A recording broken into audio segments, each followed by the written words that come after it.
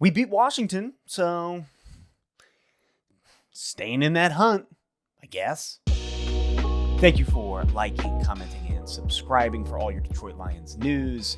This is Let's Talk Lions. Yeah, so we beat Washington, which we should have. So that's good, doing what we're supposed to do. My overall reaction to this game is, I don't know how to say it other than we should have won.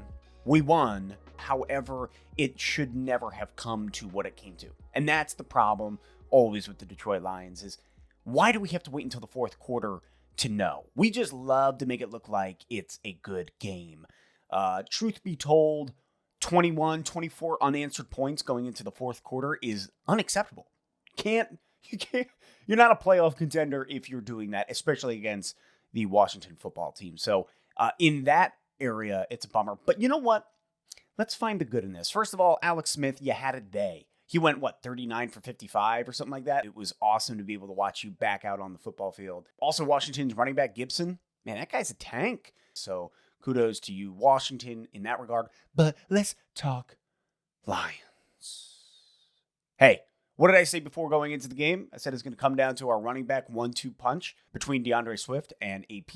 Man, I think it did. I think AP and Swift were a huge element to that W. Swift had 16 attempted carries in this game, which is the most he's had thus far this season. I think we knew that going into this game that he was going to get the rock. He also got his first start in the NFL. Normally it's AP to begin the game, but this week we had DeAndre Swift in the backfield for the first play offensively.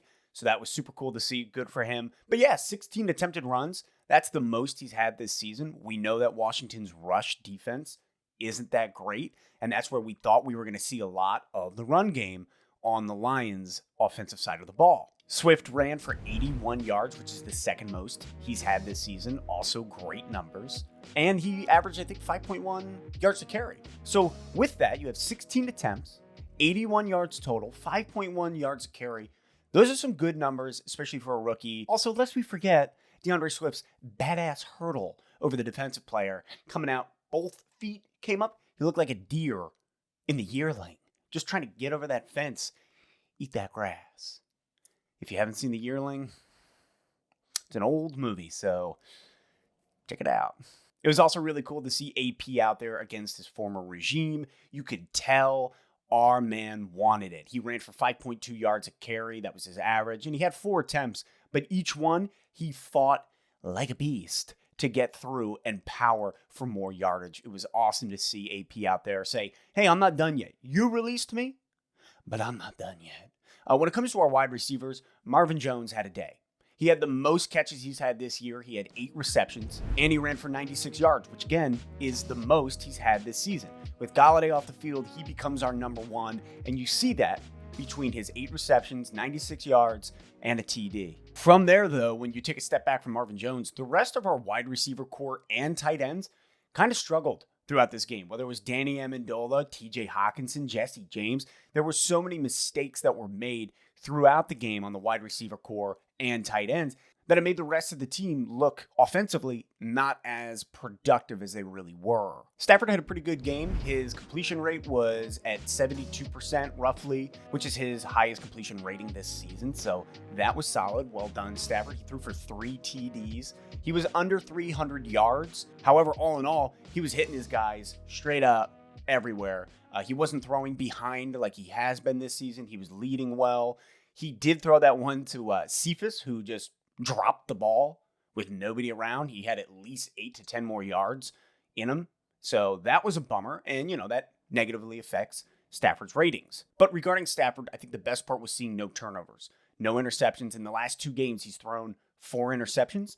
So looking at that, he was able to kind of calm down, be like, all right. And you're playing one of the best pass defenses in the NFL right now. And Stafford did an excellent job of picking it apart, hitting his guys where he needed to, and making himself look good. Lastly, and most importantly, if you haven't bought a Prater jersey yet, would you just do it?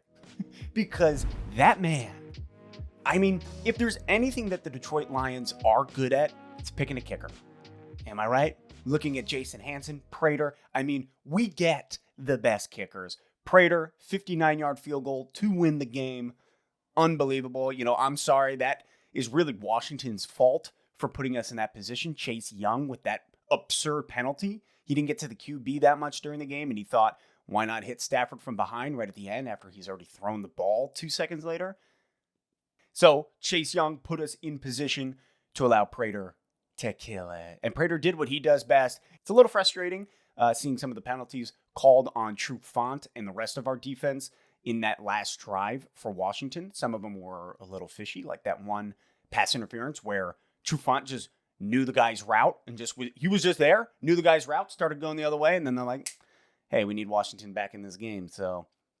But truthfully, we should have won this game. We did win this game. Our defense looked a little shabby going in that fourth, letting up 21 or 24, whatever it was, unanswered points. That's unacceptable. That's not playoff caliber.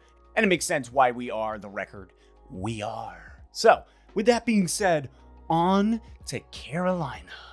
And I'll catch you later this week for a little bit more of Let's Talk Lions.